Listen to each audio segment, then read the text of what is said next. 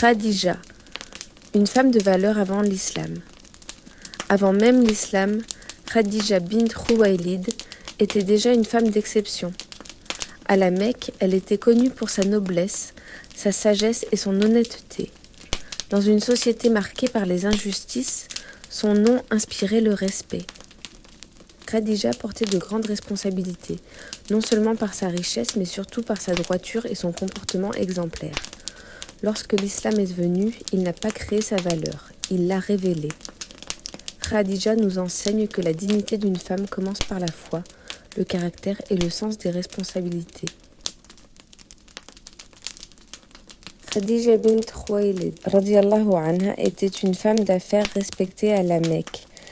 Elle dirigeait ses biens avec rigueur et ne confiait ses caravanes qu'à des hommes connus pour leur honnêteté et leur droiture.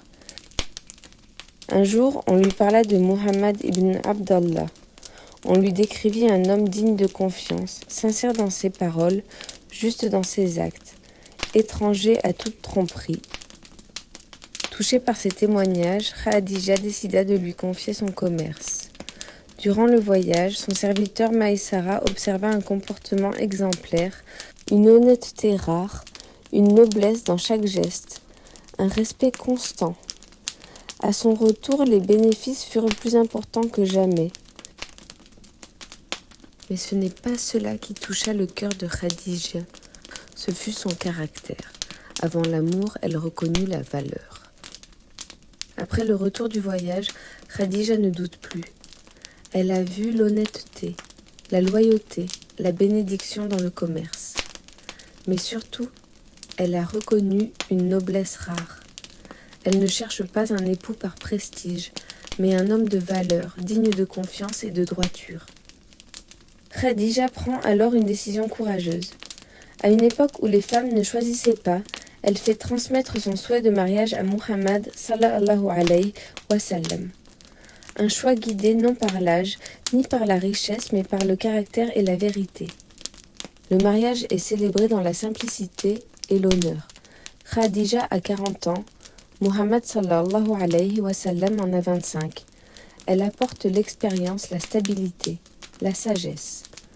Lui apporte la loyauté, la douceur et la confiance. Un mariage fondé sur la paix, la confiance et la dignité.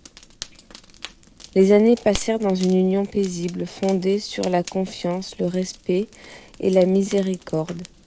Muhammad sallallahu alayhi wa sallam fuyait le bruit et les excès de la Mecque. Son cœur cherchait le sens, la vérité. Souvent, il se retirait seul dans la grotte de Hira, méditant sur la création et sur Allah. Puis une nuit, tout bascula. Dans le silence de la grotte, il vécut une épreuve qui bouleversa son être tout entier. Quand il rentra chez lui, le corps tremblant, le cœur bouleversé, il entra précipitamment et dit « Couvre-moi, couvre-moi ». Khadija l'enveloppa, le rassura, l'écouta, puis elle dit avec certitude « Par Allah, il ne t'abandonnera jamais. Tu maintiens les liens de parenté, tu aides les faibles, tu soutiens les opprimés et tu dis toujours la vérité. » Avant que le monde ne croie, Khadija crut. Elle reconnut la vérité par discernement, par la connaissance profonde de l'homme qu'elle avait épousé. Ainsi, Khadija bint Khuwaylid radiyallahu anha devint la première croyante de l'islam, par une foi éclairée. Khadija radiyallahu anha ne s'est pas contentée de croire. Elle a soutenu, porté, protégé, par ses biens qu'elle offrit sans compter, par ses paroles qui apaisaient quand tout tremblait, par sa constance quand d'autres auraient reculé. Quand les épreuves se sont multipliées, quand l'hostilité s'est faite plus dure, elle est restée un refuge sûr.